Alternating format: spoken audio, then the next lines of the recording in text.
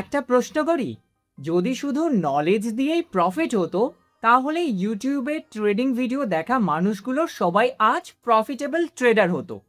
কিন্তু বাস্তবটা কি? হাজার হাজার মানুষ প্রতিদিন নতুন স্ট্র্যাটেজি শিখছে, নতুন ইন্ডিকেটর শিখছে, নতুন কোর্স কিনছে, কিন্তু তাদের রেজাল্ট বদলাচ্ছে না। কেন? আসলেই কি তাদের নলেজ কম, নাকি তারা সম্পূর্ণ ভুল জিনিস ইমপ্রুভ করার চেষ্টা করছে? আজ আমরা সেটাই বুঝবো। আমি যখন ট্রেডিং শুরু করি তখন আমারও বিশ্বাস ছিল প্রফিট করতে হলে শুধু আরো বেশি শিখতে হবে, তাই যা সামনে পেতাম তাই শিখতাম। একটা স্ট্র্যাটেজিতে লস হলেই ভাবতাম এইটা হয়তো কাজ করছে না, তারপর নতুন স্ট্র্যাটেজি, আবার লস, আবার নতুন স্ট্র্যাটেজি। ইউটিউবের একটা ভিডিও শেষ না হতেই আর একটা ভিডিও চালিয়ে দিতাম, মনে হতো হয়তো পরের ভিডিওটাই আমার সব সমস্যার সমাধান করে দেবে। কিন্তু কয়েক মাস পরে আমি একটা অদ্ভুত জিনিস লক্ষ্য করলাম। আমার কাছে স্ট্র্যাটেজির সংখ্যা বাড়ছিল, কিন্তু ট্রেডিং অ্যাকাউন্টের ব্যালেন্স বাড়ছিল না। তখন প্রথমবার নিজের কাছে একটা প্রশ্ন করলাম, আমি কি সত্যি ট্রেডিং শিখছি, নাকি শুধু ইনফরমেশন কালেক্ট করছি? আর সেদিনই বুঝলাম আমার প্রবলেম নলেজে ছিল না, প্রবলেম ছিল আমি নতুন কিছু শেখার জন্য যতটা সময় দিচ্ছিলাম, নিজের পুরনো ভুলগুলো বোঝার জন্য তার 1% সময় দিচ্ছিলাম না। একটা ট্রেড কেন লস হলো? আমি কি ভুল ডিসিশন নিলাম? আমি কি নিজের রুলস ফলো করছি? এই প্রশ্নগুলো আমি নিজেকেই করছিলাম না। আমি শুধু ভাবতাম হয়তো আরেকটা স্ট্র্যাটেজি শিখলেই সব ঠিক হয়ে যাবে। কিন্তু এখানেই মার্কেট আমাকে একটা লেসন শিখিয়েছিল। মার্কেট নতুন স্ট্র্যাটেজি শেখার জন্য রিওয়ার্ড দেয় না, মার্কেট রিওয়ার্ড দেয় একটা ভালো ডিসিশন বারবার নিতে পারার জন্য। আর এই পার্থক্যটাই বুঝতে আমার অনেক সময় লেগেছিল। আমার মনে হয় বেশিরভাগ ট্রেডার ট্রেডিং শুরুই করে একটা ভুল এক্সপেকটেশন নিয়ে।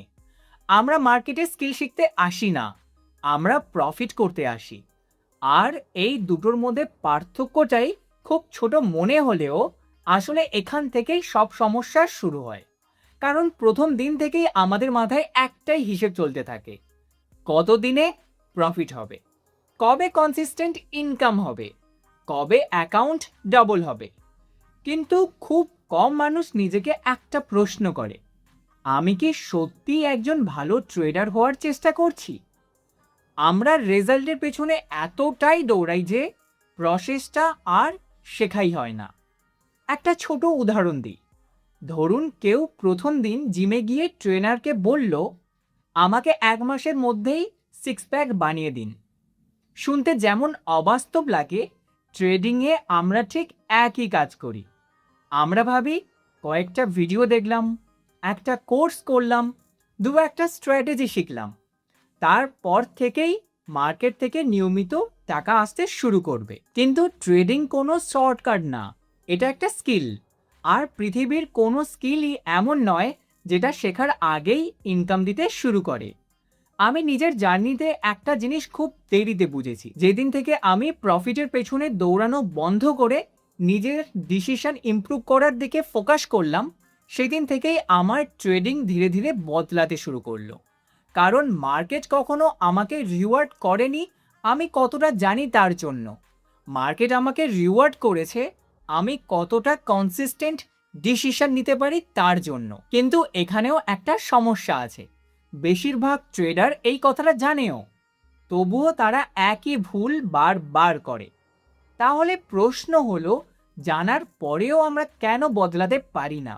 আমার মনে হয় এর কারণটা খুব সহজ।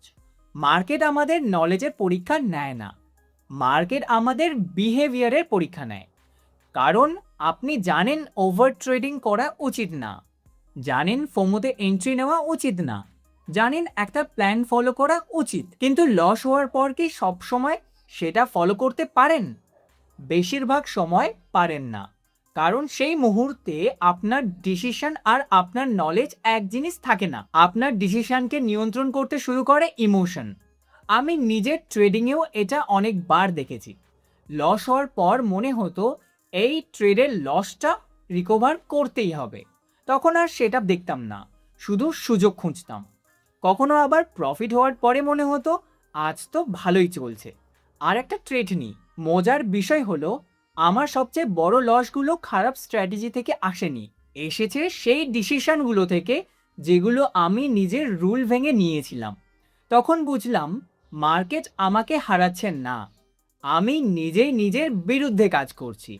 আর সেদিন একটা জিনিস পরিষ্কার হয়ে গেল, একজন ট্রেডারের সবচেয়ে বড় শত্রু মার্কেট না, লসও না, তার সবচেয়ে বড় শত্রু হলো নিজের ইমোশনের মুহূর্তে নেওয়া ভুল ডিসিশন। আপনি যতদিন পর্যন্ত এই ডিসিশনের কোয়ালিটি বদলাতে পারবেন না, ততদিন স্ট্র্যাটেজি বদলালেও রেজাল্ট বদলাবে না। আজ আমি একটা ট্রেড নেওয়ার আগে প্রফিটের কথা ভাবি না, আমি শুধু একটা প্রশ্ন করি, এই ডিসিশনটা কি আমার প্ল্যান অনুযায়ী? যদি উত্তর হ্যাঁ হয়, তাহলে ট্রেড নিই। প্রফিট হবে না লস হবে সেটা মার্কেটের হাতে, কিন্তু একটা ভালো ডিসিশন নেওয়া সেটা পুরোপুরি আমার হাতে। আর এই ছোট পরিবর্তনটাই আমার ট্রেডিংয়ের পুরো দৃষ্টিভঙ্গি বদলে দিয়েছে। আজ 5 বছরের জার্নির পর যদি কেউ আমাকে একটা প্রশ্ন করে, বেশিরভাগ ট্রেডার কেন কোনোদিনও কনসিস্টেন্ট প্রফিট করতে পারে না, আমি কোনো স্ট্র্যাটেজির নাম বলবো না, আমি কোনো ইন্ডিকেটরের নামও বলবো না, আমি শুধু একটাই কথা বলবো, কারণ তারা প্রফিটের পেছনে দৌড়ায়, কিন্তু একজন ভালো ট্রেডার হওয়ার পেছনে দৌড়ায় না। এই দুটোর মধ্যে পার্থক্যটাই পুরো কেরিয়ার বদলে দিতে পারে। যেদিন আপনি ট্রেডিংকে আজ কত টাকা প্রফিট করলাম দিয়ে বিচার করা বন্ধ করবেন, আর আজ কি ভালো ডিসিশন নিয়েছি দিয়ে বিচার করা শুরু করবেন, সেদিন থেকেই আপনার ইমপ্রুভমেন্ট শুরু হবে। কারণ প্রফিট সবসময় আপনার কন্ট্রোলে থাকে না। মার্কেট কখন উঠবে, কখন নামবে, কোন ট্রেড লস হবে, কোন ট্রেড প্রফিট দেবে, এসব আপনার হাতে নেই। কিন্তু আপনি প্ল্যান ফলো করবেন কিনা, ফোমোতে এন্ট্রি করবেন কিনা, লসের পর রিভেঞ্জ ট্রেড করবেন কিনা, এসব পুরোপুরি আপনার কন্ট্রোলে রয়েছে। আশা করি আজকের এই ভিডিওটি থেকে আপনি নতুন কিছু শিখতে পেরেছেন, জানতে পেরেছেন। ভিডিওটি ভালো লাগলে অবশ্যই লাইক দেবেন। আগামী দিনের ভিডিওগুলি দেখার জন্যে চ্যানেলটি সাবস্ক্রাইব করবেন। ধন্যবাদ।